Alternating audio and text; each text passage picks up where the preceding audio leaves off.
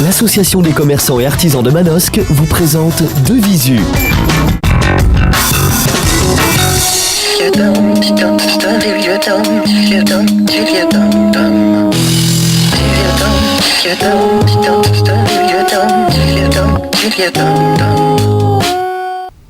Salut à vous qui passez de l'autre côté du petit écran et qui vous arrêtez sur Télé Locale Provence. C'est vrai qu'en ce moment, le ciel est un petit peu bouché et on se demande même si on est bien au printemps.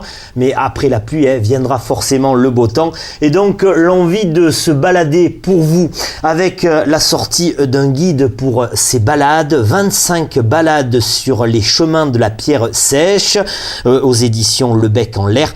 Texte et photographie, Florence Dominique, c'est elle qui m'accompagne pour cette émission que je vais interviewer. Contribution, il faut le préciser, de Daniel Larsena et Denis Lacaille. Entre Mont de Vaucluse, Lure et Luberon, Florence, c'est le pays que j'adore. C'est celui dans lequel d'ailleurs j'habite et je vis, et vous aussi, puisque vous habitez du côté de Villemuse. D'abord, bonjour. Bonjour. Bienvenue non pas sur un chemin de pierre sèche, mais sur le plateau de Télé Locale Provence. C'est la première fois qu'on vous invite et donc on vous voit à l'écran. Une petite présentation et puis comment vous en êtes venu à écrire ce bouquin ?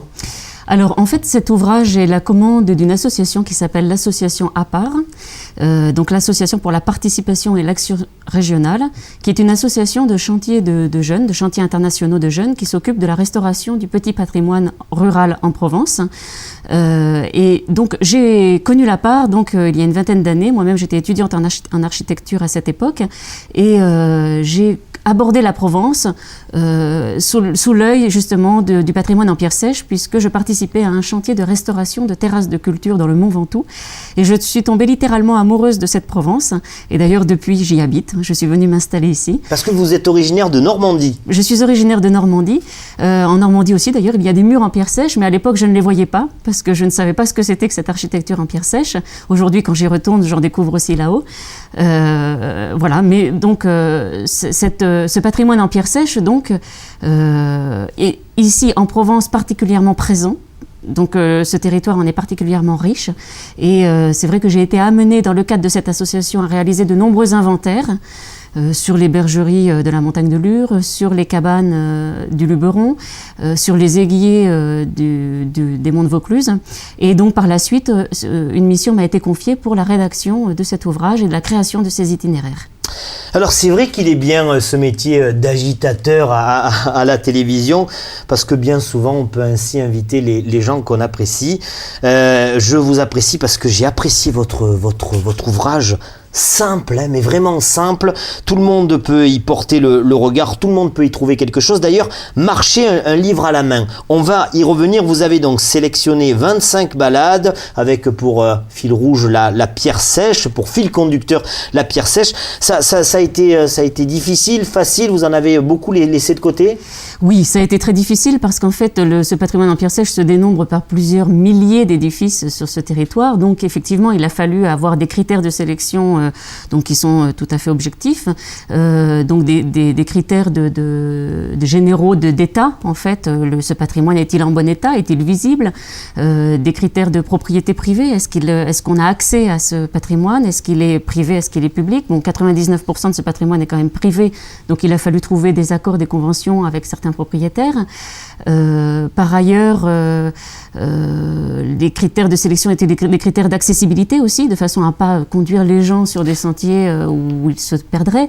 Donc effectivement, ça a été un choix difficile et douloureux parce qu'il y a des tas d'édifices qui sont très intéressants, mais parfois trop en ruine ou inaccessibles. Donc il a fallu les supprimer de ces itinéraires. Depuis quelques années, Florence Dominique, on voit paraître, éditer un certain nombre d'ouvrages sur la pierre sèche. Alors pourquoi ce regain d'intérêt pour la pierre sèche qu'on avait abandonné? Je pense à une époque où on vendait d'ailleurs les cabanons en pierre sèche au mètre cube. Oui, au mètre cube de pierre pour empirer des chemins. Il fut une époque effectivement dans le pays de Fort-Calquier où on vendait le cabanon, on le démontait pour vendre la pierre simplement. Donc c'est montrer le peu d'intérêt, le peu de valeur qu'avaient ces édifices au regard des gens. Donc voilà, alors pourquoi ce regain d'intérêt ? Pour deux raisons. D'abord parce que l'architecture en pierre sèche, donc la technique de pierre sèche, c'est un assemblage de pierres sans liant, c'est-à-dire sans ciment, sans mortier. Donc il y a un petit peu ce côté mystérieux qui fait qu'on ne comprend pas bien pour quelles raisons ça tient, comment ça tient. Comment on peut couvrir des espaces simplement par empilement des pierres sans utilisation de mortier? De nos jours, on ne sait plus construire de cette façon-là. Donc c'est un mystère qui intrigue. Ça, c'est la première raison. La deuxième raison, je pense, c'est que ce patrimoine, il n'est pas... on ne le détache pas de l'histoire de ce pays, c'est-à-dire qu'il a été créé, construit par les gens qui habitaient ce territoire, par les paysans, par les bergers, par les agriculteurs qui ont façonné ce terrain pour pouvoir l'habiter, qui ont donc épierré les champs, qui ont petit à petit construit des pierriers, puis ensuite délimité leurs parcelles avec des murets, puis finalement construit des cabanes pour y abriter un animal, des outils, quelques récoltes. Donc c'est toute l'histoire des hommes qui ont aménagé ce territoire. Donc je pense que les gens sont sensibles à ça. Aujourd'hui, c'est vrai que ce sont des édifices qui sont à l'état d'abandon parce que l'agriculture des collines a périclité et donc de fait, ils n'ont plus de raison d'être aujourd'hui, donc ils sont dans un état de dégradation assez avancé. Si nous, par l'intérêt que l'on suscite et par la création de ces itinéraires, nous réussissons à en sauvegarder un certain nombre, ce sera déjà un pari gagné. C'est vous qui me l'avez appris, j'ai lu donc l'ouvrage, c'est que déjà les hommes de Néandertal posaient, eux, des pierres. Oui, je pense que c'est un geste instinctif. À partir du moment où l'homme s'est sédentarisé, qu'il a voulu cultiver des terres, il a commencé par épierrer ces terres. Donc la pierre était très très présente dans les sols calcaires de Provence, donc il a commencé à en faire des tas et puis instinctivement, naturellement, il a commencé à délimiter des parcelles. Donc je crois que c'est un geste naturel, évident, d'une simplicité évidente et voilà, qui est de tout temps à exister. Je crois que c'est l'architecture la plus vernaculaire qui soit, quoi. C'est l'architecture la plus instinctive, la plus naturelle qui soit. Alors l'image, je ne vais pas dire d'Épinal, je devrais dire de Fort Calquier qu'on a nous en Provence quand on parle des pierres sèches, c'est le bourri. D'ailleurs je crois qu'il faut le décliner au masculin hein, parce qu'on entend des fois la bourri. Ou... Les deux sont acceptés dans le langage courant. Maintenant c'est plutôt le terme bourri en lui-même qui moi me pose question. Parce que moi j'ai cru que c'était issu du langage d'ici, des paysans, pas du tout. Ce sont les intellectuels du début du XXe siècle qui ont donné ce nom à cet édifice. Tout à fait, c'est-à-dire que les gens qui les ont construits ont donné à ces édifices le nom de leur fonction, c'est-à-dire qu'on les appelait cabanoun, granjoun, ils avaient la fonction de remise agricole. Le terme bourri est arrivé plus tard, il est arrivé au XIXe siècle, et donc ce sont les intellectuels, effectivement, les gens, les ethnologues, les géographes qui ont commencé à s'intéresser à ce patrimoine et à l'intellectualiser, qui ont donné ce terme de bourri, qui a été ensuite repris largement dans le langage courant. Donc voilà, c'est vrai que de nos jours, on essaye un petit peu de le mettre de côté et de le laisser pour préférer plutôt l'appellation générique de cabane en pierre sèche. Vos propos ont suffi à nous faire comprendre que vous connaissiez bien votre sujet. Cependant, je le disais en introduction, ce livre, il est simple, il s'adresse à tout le monde, facile, avec même un chapitre au début qui nous explique comment se repérer avec des couleurs. On sait si on est du côté du Ventoux, du côté du Luberon Nord ou du Luberon Sud. C'est vrai que c'est bien foutu. C'est-à-dire que c'est à la fois un guide pratique, donc un guide de randonnée pour que les gens puissent se déplacer sur le terrain, et en même temps c'est un livre aussi que l'on peut consulter à la maison, que l'on peut feuilleter le soir pour préparer sa balade, mais où on trouve une somme d'informations qui se suffit à elle-même. Donc bien sûr, l'objectif c'est effectivement, comme le titre de la collection, marcher un livre à la main, c'est-à-dire aller sur les sites et comprendre les paysages qui s'offrent à nous, qui sont devant nos yeux. Il a cette double fonctionnalité d'être à la fois un livre de chevet et en même temps un guide pratique. Alors il est séparé effectivement en 5 secteurs, les itinéraires sont séparés en 5 secteurs géographiques, donc qui correspondent chacune à des couleurs, qui correspondent à la fois au piémont des monts de Vaucluse, pour le premier secteur, ensuite aux monts de Vaucluse en eux-mêmes, Pour le deuxième, la montagne de Lure avec ses bergeries, le pays de Forcalquier et ensuite le Luberon. Et ce qui est intéressant de voir, c'est que chacun de ces secteurs a une spécificité. C'est-à-dire que dans les piémonts des monts de Vaucluse, vous trouverez tout un tas de combes aménagés, d'aménagements agricoles qui vont de la simple terrasse jusqu'aux restanques digues, jusqu'aux cuves vinaires, enfin, il y a tout un ensemble très très divers de patrimoine en pierre sèche que l'on rencontre dans ces piémonts. Les galeries drainantes, les fameuses galeries drainantes, ou mines d'eau encore, on appelle ça de cette façon-là. Sur le plateau des monts de Vaucluse, vous trouvez davantage d'éguiers, puisqu'en fait c'était une dalle calcaire. Alors l'éguier, il faut que vous nous expliquiez Voilà. ce que c'est. Voilà, donc l'éguier, ce sont des réserves d'eau qui sont taillées dans la roche. Il faut savoir que les monts de Vaucluse, c'est une épaisse dalle calcaire, karstique, à géologie karstique, c'est-à-dire qu'en fait que les eaux de ruissellement, les eaux de pluie s'infiltrent dans la dalle. Une grosse éponge. Voilà, et rejaillissent à Fontaine de Vaucluse, où là, effectivement, le piémont fonctionne comme une véritable éponge. C'est-à-dire que le piémont est très arrosé, et inversement, le plateau, lui, est très sec. Donc on fait ces pièges à eau, là. Voilà, donc la seule façon pour l'homme de s'implanter sur ce plateau, c'était effectivement de capter l'eau de pluie. Donc il se sert de la dalle comme un pluvium, et il va créer des réservoirs qu'il va tailler à même la roche, qu'il va recouvrir d'une voûte pour protéger l'eau, soit une voûte en pierre sèche, soit une voûte quelquefois maçonnée, ça dépend du secteur géographique.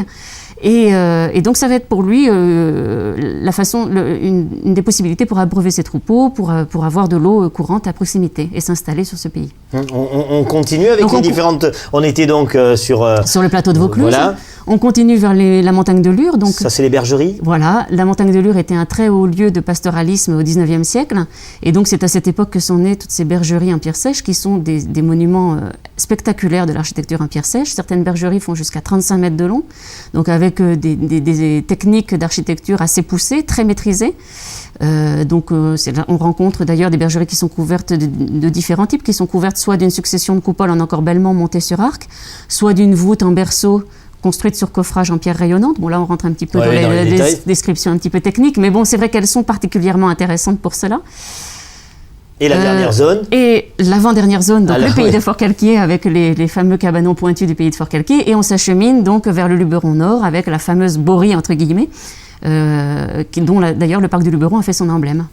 Alors, guide pratique au point de même donner ou redonner le 112, avec les risques d'incendie, vous avez même mis le 112 pour qu'on s'en rappelle bien, appel d'urgence. Voilà, mais je crois qu'il faut penser qu'on s'adresse aussi ici à des gens qui ne connaissent pas ce territoire, qui vont venir le découvrir, donc qui ne connaissent pas forcément les risques en Provence, les risques qui sont liés aux incendies, ou peut-être qui n'imaginent pas aussi que les monts de Vaucluse sont des territoires très désertés, très abandonnés, dans lesquels on peut se perdre facilement. Il est certain que nous, par exemple, nous n'avons pas souhaité faire de balisage spécifique sur ces sentiers, parce que on ne se retrouve pas par hasard sur les chemins de la pierre sèche. C'est un patrimoine qui est fragile et nous n'avons pas souhaité développer un tourisme de masse. Donc le seul support de communication, c'est ce guide. C'est-à-dire que les gens vont aborder ce patrimoine par l'intermédiaire de ce guide. Donc nous souhaitons apporter les clés de la connaissance avant de les emmener sur les chemins de la découverte de ce patrimoine. Parce que nous pensons que c'est une garantie de leur sauvegarde. Je pense que cette connaissance va susciter l'intérêt et le respect de ce patrimoine. Et je pense que c'est le vecteur de sauvegarde de ce type d'édifice. Cette semaine, Télé Locale Provence vous invite à la balade avec 25 promenades sur les chemins de la pierre sèche. C'est le livre de Florence Dominique et c'est aux éditions Le Bec en l'air. On a parlé de la simplicité de l'ouvrage. Pour chaque balade, il y a une carte, il y a un indice pierre sèche, il y a l'indice danger, l'indice temps, la dénivelée aussi. On dit bien la dénivelée. Oui, la dénivelée, tout à fait. Après avoir longtemps utilisé le terme masculin, effectivement, c'est la dénivelée. Oui, alors donc, ces balades vont de 1h30 à 9h de marche, donc il y en a un petit peu pour tout public, pour tous les goûts. Ça va de la balade familiale à la balade un peu plus sportive, avec des dénivelées plus importantes. Voilà, la majorité se situe entre 4 à 5 heures de marche, donc pour une randonnée moyenne à la journée ou à la demi-journée selon le marcheur. Et voilà, je pense que... Et à chaque fois, il y a un petit chapitre avec un bout d'histoire ou une anecdote. Ouais, je pense que c'était important effectivement de rattacher ce patrimoine à une histoire locale. C'est un patrimoine qui n'a pas sur lesquels nous avons très peu d'écrits. Ce savoir-faire en fait se transmettait oralement de père en fils, de génération en génération, et donc on a très très peu d'archives et de documents écrits. Donc pratiquement les seules informations que nous avons sont des témoignages, des gens qui ont connu leurs grands-parents, qui ont construit cet édifice, ou par déduction simplement à voir. Donc les ethnologues travaillent beaucoup là-dessus, sur effectivement par rapport à la toponymie, par rapport des lieux, par rapport à tout un tas de recherches qui font qu'on arrive à déduire effectivement un certain nombre d'éléments aujourd'hui. Mais c'est important de rattacher ce patrimoine à l'histoire parce que je crois que c'est ce qui fait qu'on s'y intéresse et qu'on y attache de l'importance et de la valeur. C'est pourquoi ils sont là, par qui ils ont été construits, pour quelles raisons ils ont été construits. Et je crois que c'est toute la projection, tout l'imaginaire qui se développe derrière cela qui fait qu'on le regarde différemment aujourd'hui. Allez, on fait quelques pas avec vous dans ce pays que j'aime tant, que vous appelez-vous le pays de Giono, Contadour, Rodortier. J'y fais parfois du vélo, mais je vais y aller aussi à pied. Oui, le Contadour avec, tiens, on parlait des anecdotes, l'école des Sartrons, c'est ça, où Élise Giono aurait enseigné. Élise Giono, quand elle était toute jeune, elle avait 18 ans, effectivement, a enseigné pendant une année dans cette école qui est au milieu de nulle part, qui se trouve au milieu du plateau d'Albion, du plateau du Contadour, dans un endroit désertique, à plusieurs kilomètres des fermes voisines. Et effectivement, on a du mal à imaginer de nos jours les enfants arrivant tous les matins à l'école avec chacun sa bûche en bois pour chauffer la classe. Ouais. Sa bûche en bois, oui, évidemment. Ouais, sa bûche, on va dire. Sa bûche. Et donc c'est vrai qu'Élise Giono avait un souvenir particulièrement émouvant et très difficile de cette période. Elle vivait seule sur ce plateau. Je crois qu'on a du mal de nos jours à imaginer ce que pouvait être la vie difficile de ce plateau à l'époque. Le vent, les bergeries, enfin, jetais un coup d'œil là-dessus. On descend, on pourrait s'arrêter comme vous le faites du côté de Soman, Banon, mais on descend. Il y a plein d'anecdotes comme ça, plein. Par exemple, nous on dit souvent, parce qu'il y a des concerts, des spectacles, bref, des rendez-vous, à l'espace Bonnefontaine. Mais je ne savais pas, ça y est, je le sais maintenant, puisque j'ai jeté un œil sur les pages de votre ouvrage, que la Bonnefontaine a réellement existé. La Bonnefontaine existe toujours. Existe toujours, oui. Oui, c'est la plus ancienne source d'eau vive de la ville de Forcalquier.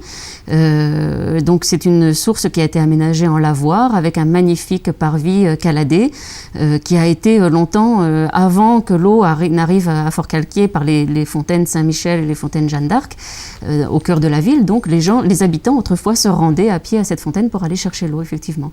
Et qui aurait été, les gens qui administraient la ville à une époque auraient demandé à ce qu'on la nettoie parce qu'une dame aurait lavé son linge et serait morte après de la peste. Oui, c'est ça. Au moment des grandes pestes, effectivement, ces lieux de très forte fréquentation transmettaient aussi les germes. Donc il y avait un soin tout particulier apporté à ces sources, à ces fontaines.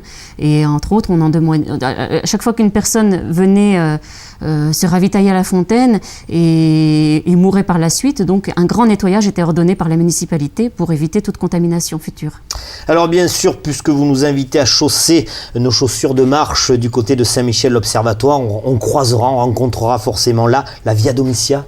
Alors la Via Domitia, effectivement, qui traverse la Provence, donc qui suit plus ou moins le tracé de la Nationale 100 actuelle, et donc qui nous laisse quelques vestiges, notamment au Gué du Reculon à Saint-Michel, pardon, et donc qui est un gué qui constitué de gros blocs taillés, donc de l'architecture des Romains, donc de cette architecture assez colossale, et qui a été dégagé et mis au jour il y a quelques années par l'association Alpes de Lumière sur Forcalquier.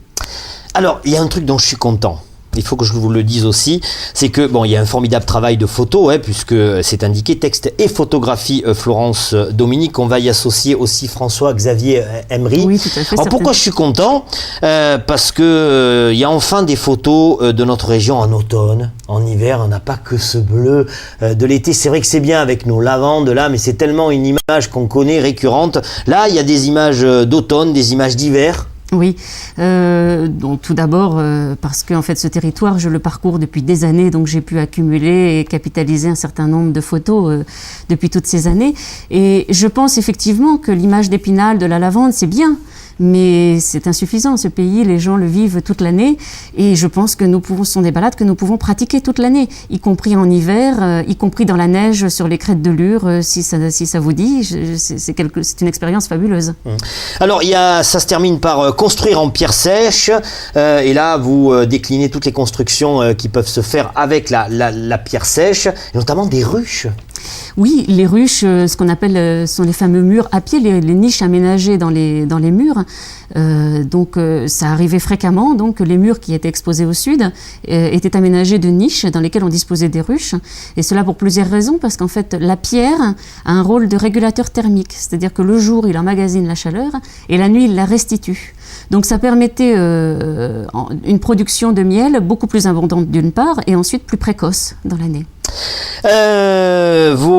Alors il y a une émission, faut pas qu'on oublie, tiens, la petite télé va donc parler de la grande télé avec des racines et des ailes. Voilà, donc je vous invite effectivement à regarder le 10 juin une émission, un reportage qui sera diffusé dans Des racines et des ailes, sur justement la Haute-Provence et le patrimoine en pierre sèche.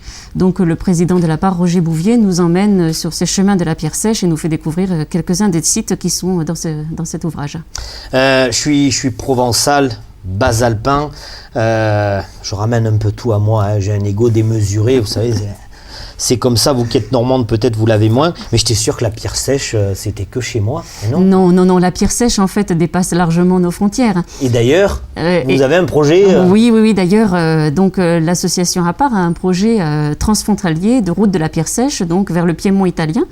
C'est vrai que la pierre sèche, elle est présente dans tout le bassin méditerranéen, mais aussi dans les pays du Nord. Enfin, on va dire que partout où les gens ont cultivé, la pierre était extraite des sols et donc a obligatoirement donné naissance à des constructions des architectures de pierre sèche.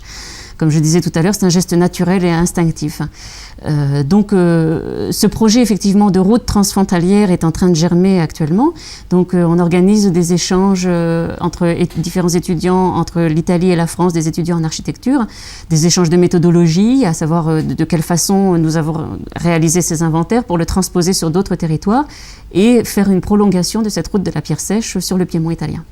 Voilà, on pourrait terminer, mais on n'a pas la possibilité, on n'avait pas prévu en passant la chanson de Renaud, Mistral gagnant, à m'asseoir 5 minutes sur un banc avec toi. Il faut que je retrouve ça là, parce que la façon dont vous terminez, c'est bien dans le ton de cet ouvrage. Voilà.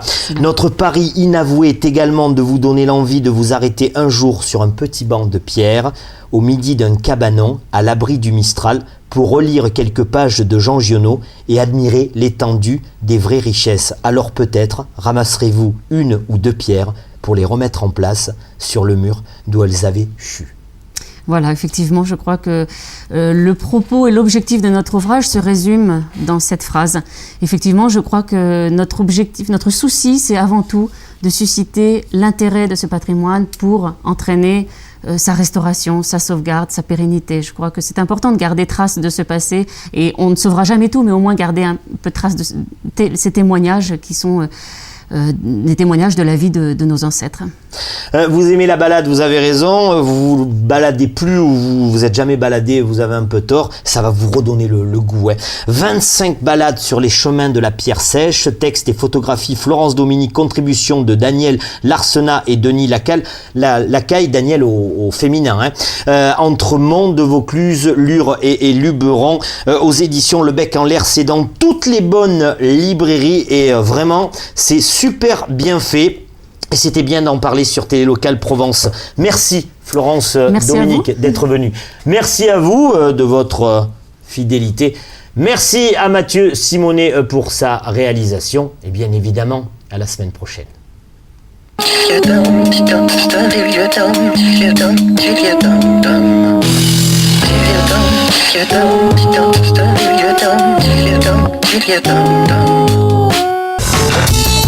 L'association des commerçants et artisans de Manosque vous a présenté Devisu.